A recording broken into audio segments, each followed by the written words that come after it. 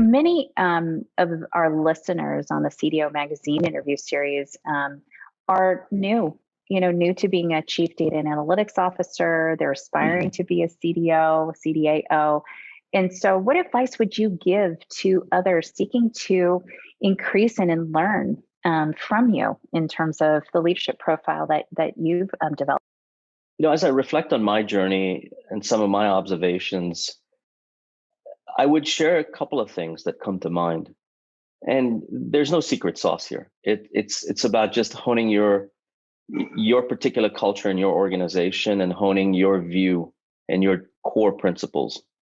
I would say that be practical and pragmatic. There's a fair amount of conversation that can be ideological in many of these transformation journeys.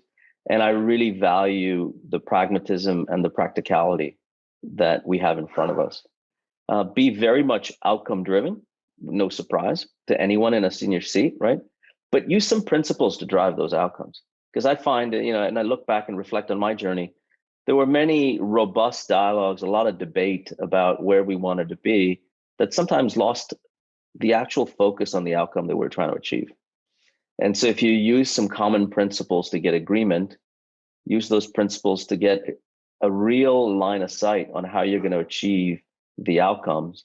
And at the end of the day, operate with a very practical and pragmatic perspective.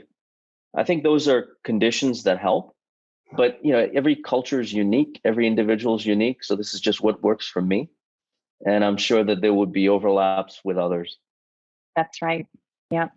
In fact, let's get to some of those specific examples through the value delivery topic, which is the second topic that we want to get through.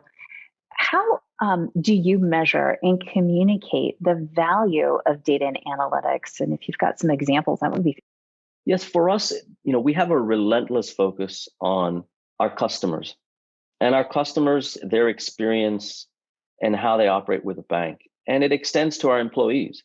So if the equation in our mind is sort of this relentless focus on customer and employee, and then a relentless focus on measuring the impact, and how do we sustain that focus over time?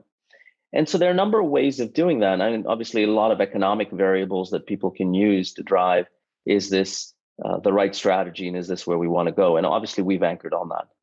But we've built a very significant relationship with our businesses where we actually come back and say, if we weren't here helping you with this outcome, what would you have done?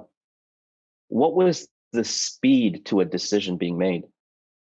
A speed to execution? And what's the value of that we can take back to the organization and say that experience has some stickiness, which has some value, which delivered some outcome.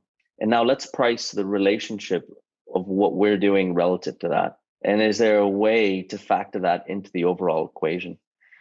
So I'll give you a couple of examples of how we've done that. And, we're at an interesting time, like many organizations, thinking about impact, where to invest and how to invest. We've won a couple of awards with a fair amount of work we've done in the RPA space. We've also introduced BMO Cash Track, which leverages AI to help drive an understanding of predictive cash flows and for our customers. And for all of that, we've built the right objective and subjective measures. Objectively saying, how has this shifted our business, as you'd expect from a data team? And then we've taken that to our business partners to say, we want you to be part of the dialogue to tell us exactly where that value came from. And then subjectively, we've refined it to show various ways that the organization valued around this capability, and we've extended it to new thinking. So it isn't the same product, but the thinking around product A led to the discussion around several other products, which are now being iterated and being brought to market, if you will. So that's the way we've thought about it. Our organization's very much thinking about the world in terms of the dry powder invested in us by the organization, and what are we returning for that dry powder? So how many dollars of value do we actually bring back to the BMO organization through the investment that's being made in us by our leadership?